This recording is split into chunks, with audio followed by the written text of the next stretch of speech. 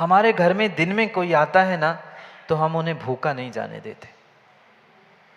वो कहता है प्रश्न का उत्तर तो चाहिए, प्रश्न का उत्तर नहीं लेंगे तो घर में स्थान नहीं मिलेगा, और बिना भोजन के ये उत्तर पता नहीं क्या होगा। वो कहती कोई विकल्प नहीं करो, कोई विकल्प नहीं करो, भले ही आपको चिंता है ना कि वैश्या के हाथ का नहीं खाना, ये नीचे अलग से सूखा आटा सब सामग्री रखी है, आप अपना भोजन बनाओ और खा लो। वो कहता है इससे अच्छी क्या बात है, थके हैं पानी पी लिया, पानी पी लिया है, कोई देख भी नहीं रहा है, हमें ही बनाना है। अगर वो बनाती उसका हाथ लगता तो कुछ दोष था, इसमें क्या दोष है। वो सोचता है इतने साल में बाहर डिग्री के लिए रहा हूँ, भोजन बनाना तो आता ही है, भोजन बना लूंगा मैं, अपना ही भोजन करना है, उससे कोई मतलब ही नहीं। कहता ठीक। अंदर जाता है, जितनी जरूरत थी अपने जरूरत के हिसाब से वो भोजन बना लेता है, भोजन तैयार हो जाता है। पर फिर भी रह रह के भीतर विकल्प था, घर किसका था, घर को तो वैश्या का है, घर वैश्या का है, वैश्या का द्रव्य कैसे खाऊं कैसे खाऊं। भोजन बन गया, थाली लग गई, वह पुनः वैश्या देखने के लिए आई, भोजन बना के नहीं कैसा है, वो पुनः खाने के लिए सोच में पड़ गया। वो कहती क्यों इतने चिंता कर रहे हो, कौन देख रहा है, 3 सोने की मुद्रा की जगह में तुम्हें 5 सोने की मुद्रा दे देती हूँ, फट्टे से खाओ और फिर प्रश्न का उत्तर सुनो और जाओ। कहता है 5 हो गई सोने की मुद्राएं, ठीक है, आंख बंद करके खा लेता हूं। वह थाली लगाता है, खाने के लिए बैठता है, पुनः कहती रुको रुको रुको, अभी नहीं खाना, ऐसे नहीं खाया जाता, थोड़ा सा, इतने तुम पंडित ज्ञानी समझदार और अपने आप को विद्वान मानते हो ना, क्या तुम्हें थोड़ा सा भी एटिकेट, थोड़ी सी भी व्यवहारिकता नहीं है। किसी के भी घर में गए और स्वयं ही खाने शुरू हो गए, कम से कम जिसके घर में गए उनसे पूछ ही लेते खाओगे कि नहीं। कहता है बात तो सही कह रही, बात तो सही कह रही, बात तो सही कह रही कि बिना पूछे किसी के घर में ठीक है वैसा है, पर इतना तो मैनर्स, इतने तो ये बनती ही है कि सामने वाले से पूछ ही ले। वो कहता है मैंने भोजन बनाया, आप कर लोगे क्या, आप करो क्या। कहता ठीक है मैं करूंगी तो, पर हमारा भी एक नियम है, जैसे आपका नियम था ना ऐसे में हमारा भी एक नियम है। वो कहता है बताइए। मैं तभी भोजन करती हूँ, मैं तभी भोजन करती हूँ जब पहले, सबसे पहले मैं अपने हाथ से दूसरे को खिलाती हूँ। वो कहता है बड़ी आफत फंसी, बड़ी आफत फंसी। वो कहता है चिंता नहीं करो, मैं उसके बदले में तुम्हें 100 सोने की मोहरें दे दूंगी। वो कहता है 100 सोने की मोहरें, इससे अच्छा क्या है, इतनी तो कमाई, इतनी तो कमाई, कहीं प्रवचन में गए थे, ज्ञान बांटने गए थे, वहां नहीं मिली, यहां ज्ञान भी मिल रहा है और धन भी मिल रहा है। रहती चिंता नहीं करो, मैं किसी से कुछ नहीं कहूंगी, किसी से कुछ नहीं कहूंगी, बस एक कौर मेरे हाथ से तुम पहला खा लेना और बात ही फिर बाद में तुम अपना काम कर लेना। वह भी खुश हो गया, सोचता है बहुत अच्छी बात है, बहुत अच्छी बात है, पैसे मिल रहे हैं, ज्ञान मिल रहा है, भोजन मिल रहा है, पाटनी सब फ्री में मिल रहा है, कौन छोड़ेगा। तैयार होगा वो नवयुवक पंडित ज्ञानी विद्वान और थाली पे बैठ गया। थाली लग गई थी, दूसरी थाली भी उसके लिए लगाई और जैसा उसका नियम था एक कौर उसने उठाया और वह भी बेचारा अब कौर खाने के लिए, अब कौर कोई बनाए, ग्रास बनाए, बिल्कुल मुंह के पास ले गया और उसने जैसे ही मुंह खोला, फाट एक थप्पड़ लगाती और कहती है देख, देख ले, ये है बाप। वो कहता है कौन है बाप। कहती यही है बाप। कहती कौन है बाप। यही है, यही है पाप का बाप, लोभ पाप का, लोभ पाप का बाप बखाना। कहाँ तू पंडित, कहाँ तू ज्ञानी, कहाँ तू विद्वान, जहां तो अपने पत्नी को स्पर्श नहीं कर पाया, वहां एक वेश्या के हाथ से ग्रास खाने के लिए तैयार हुआ। यही तो लोभ है और यही तो पाप का बाप है। कौन है पाटनी बाप, कौन है बाप। लोभ पाप को बाप बखानो। वो समझा रही थी, देख यही तो, कहाँ तू एक सिक्का घर में प्रवेश करने के लिए सोच रहा था, मैंने एक सिक्के का लोभ दिया, तू अंदर आ गया, मैंने दो मोहरा के दे, तू बैठ गया, पानी पी लिया, भोजन खा बनाकर स्वयं खा भी रहा था, मैंने 100 मुद्राओं की बात की, तूने वैश्या के हाथ से भोजन खाना भी स्वीकार कर लिया। कहाँ गया तेरा नियम, कहाँ गई पंडिताई, कहाँ गया तेरा ज्ञान? सब धरा का धरा रह जाता है, सब धरा का धरा रह जाता है जब व्यक्ति को लोभ कषाय सताती है। कोई पाप का बाप नहीं है, कोई पाप का बाप नहीं है वीसी जैन साहब, ये लोभ लोभ लोभ ही पाप का बाप कहा है। पढ़ते होंगे ना, पढ़ा तो बहुत कुछ है महाराज जी। लोभ पाप को बाप बखानो, ये है लोभ पाप को बाप। सोचो कैसी कैसी परिणति है। जीव उस लोभ कषाय के पीछे क्या कुछ करने के लिए नहीं तैयार होता। कहाँ तो वह वैश्या से नाम से कतराता था, दहलीज नाकने के लिए डर रहा था, और जैसे ही धन मिला उसके मुख से वह ग्रास खाने के लिए भी तैयार हो गया। आज लोभ के पीछे जीव क्या क्या क्या नहीं कर पा रहा है। जितना करे और जितना कहे उतना कम है। उस लोभ कषाय के पीछे जीव अपने ईमान, अपने धर्म, अपने माँ बाप सबको बेचने के लिए तैयार है। चंद पुद्गल के टुकड़ों का लोभ, चंद पुद्गल के टुकड़ों का लोभ जब जीव को सताता है तो उस लोभ के पीछे जीव ये भी नहीं सोचता कि मैं कौन हूं, कहाँ हूं और कैसा हूं। भूल जाता है। जब तीव्र तीव्र तीव्र लोभ का उदय सताता है तब ये विवेक व्यक्ति भूल जाता है कि मैं कहाँ पर बैठा हूँ, कौन हूँ और कैसा हूँ।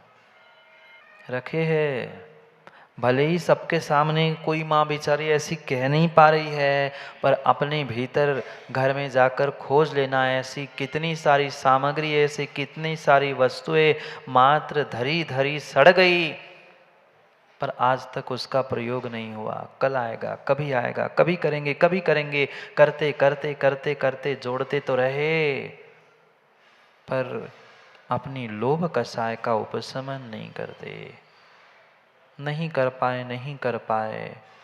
इसीलिए आचार्यों ने भी यही बात की, लोभो सर्व विनाशो। अगर सर्वनाश करने वाली कोई कषाय है तो लोभ कषाय है। सर्वनाश करने वाली कषाय ये लोभ कषाय है। कितनी छोटी छोटी वस्तुओं के पीछे वह मां लोभ कषाय सताती है। बोलो ना, नहीं सताती? जिस सुई का अब कोई काम भी नहीं बचा है, पीछे की उसका छेद जिससे धागा डलता है वो भी टूट गया, फेंक दी सुई, वो भी सुई सुरक्षित रखी है। कभी कांटा लगेगा ना तो निकालने काम आ जाएगा। जब कभी साल में एक आध बार तुम नंगे पांव चलोगे कांटा लगेगा, पर कांटे निकालने के लिए वो लोहे की सुई संभाल के रखी। मां कितने लाख में आती विदिशा में सुई? हजारों में, सैकड़ों में, एक आध रुपए में सुई आती, फिर भी संभल के रखी है, संभाल के रखी है। कभी काम में आएगी, काम में कभी नहीं आती। जितनी सामग्री माताओं घर में जोड़ के रखी है, क्या वह सब सामग्री आज तक काम में आई? काम में वही आती है जो बाजार से नहीं आती है। ऐसा ही है राहुल देव, ऐसा ही है ना। फिर भी घर में जोड़ के रखी है सामग्री, जब जरूरत पड़ती है जो संभाल के रखी हुई सामग्री कभी नहीं मिलती, और जैसे ही खरीद के प्रयोग काम हो जाता है सामने ही धरी मिलती, अरे यही तो पड़ी थी।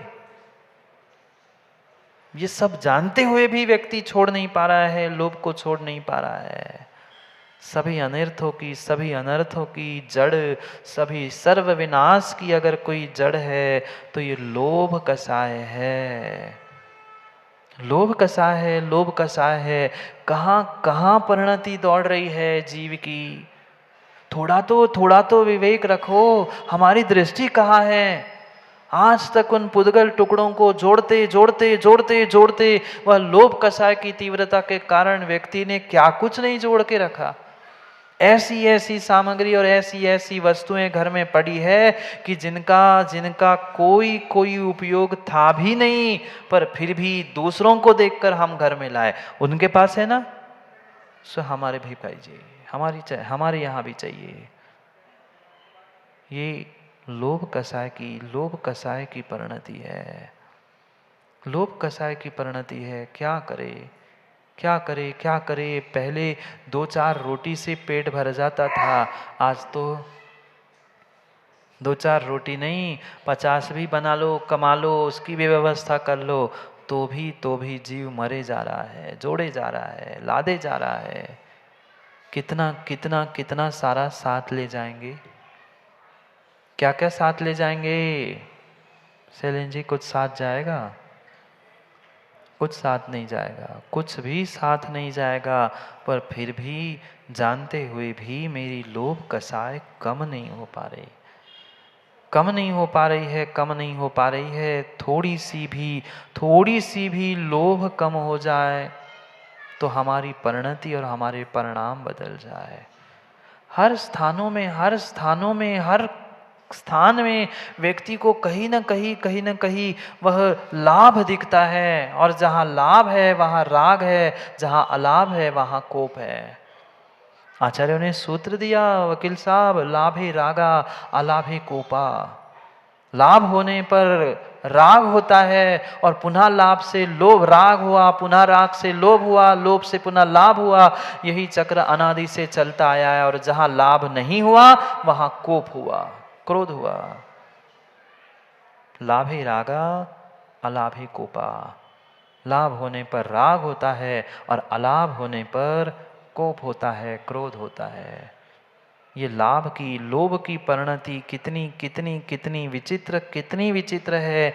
जितना जितना जोड़ रहा है उतना उतना वह नीचे नीचे की ओर जा रहा है, जानने के बाद भी छोड़ नहीं पा रहा। क्या माँ नरक आयु के सूत्र को आपने तत्वार्थ सूत्र में नहीं पढ़ा? क्या पढ़ा है? क्या लिखा उमा स्वामी भगवान ने? बहुवारंभ परिग्रहत्वम नारकस आयुषा। जानते हैं आप लोग? पर कुछ आरंभ, कुछ परिग्रह कम किया। कितना परिग्रह हमने कर्म किया। ऐसी व्यवस्था है, घर में इतनी सामग्री, इतने वस्त्र है, रोज नए पहनेंगे तो कम पड़ जाए, पर फिर भी बाजार में कोई नई सामग्री, कोई नए वस्त्र, कोई नया साधन आया, खरीदना जरूरी है, खरीदना जरूरी है। ये कहीं ना कहीं लोभ और लोभ की ही परिणति चल रही। सोमप्रभ स्वामी उसे ही समझाने का प्रयास कर रहे हैं। अगले अधिकार में, लोभ अधिकार में, हमें वही लोभ के बारे में समझा रहे हैं। कितनी खतरनाक, कैसा सर्वनाश करने वाली ये लोभ कषाय है। पढ़ते हैं उनके ही श्लोकों के माध्यम से। 2 श्लोकों को एक साथ पढ़ के समझते हैं, क्योंकि क्या करूं, अब समय तो पंडित जी उतना ही है, समय में तो कोई बदलाव हो नहीं सकता।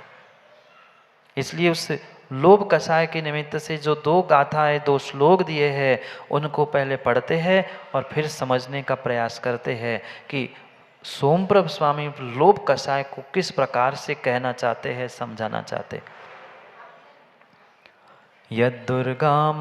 यद्दुर्गामटवी मटन्ति विकटम् क्रामान्ति देशान्तरम् गाहन्ते गहनं समुद्रमतनो क्लेशां कृषिं कुर्वते सेवन्ते कृपणं पतिं गजघटा संघट्टदुःसञ्चरम्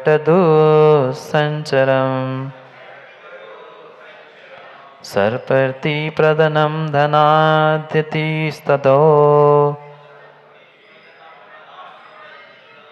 लोभ लोभ लोभस्फुर्जितम्। और एक पढ़ना है, मूलम मोह विषद्रुमस्य सुकृता भोराशि कुंभोद्भवा क्रोधाग्नेरणी प्रतापतरणी प्रच्छादने तो यदः क्रीडा सद्मकलेर्विवेक शशनः स्वर्भानुरापन्नदी सिन्दूरकीर्तिलता कलापकलभो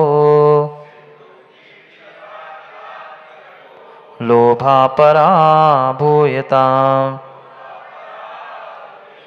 पढ़ो दोनों एक साथ।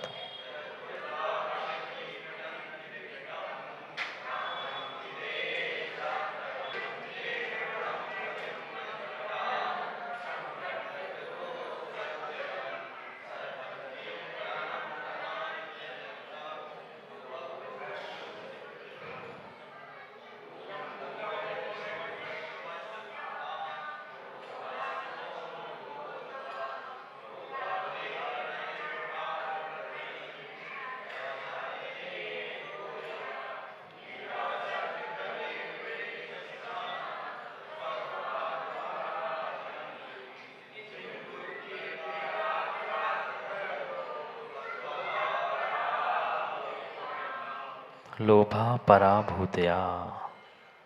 कितनी अच्छी बात कह दी कि लोभ का तिरस्कार करना चाहिए, लोभ को छोड़ना चाहिए। क्यों छोड़ना चाहिए? क्योंकि धनान्धित धिया यत दुर्गाटवीम अटंती। धन में अंधा हुआ, धन से अंधा हुआ, धन से अंधा हुआ वह लोभी जो है, जिसकी बुद्धि संसार रूपी जंगल में भ्रमण करते रहने की हो जाती है। मतलब जो एक बार धन के लोभ में आ जाता है, वह भूल जाता है कि मैं किस लिए इस मनुष्य पर्याय में आया हूँ, पर फिर भी सब भूलकर वह अपनी बुद्धि को इस संसार रूपी गहन जंगल में चतुर भ्रमण कराने के लिए, चतुर्गति में परिभ्रमण कराने के लिए वह लोभ कषाय से निमित्त उत्पन्न करता है। दोष कसाई को नहीं देना, कसाई करने वाला अगर कोई वह है तो वही आपका ही जीव है जो धन से अंधा हुआ है लोभ के कारण। वह उसकी बुद्धि ऐसा पुरुष संसार में परिभ्रमण करता है।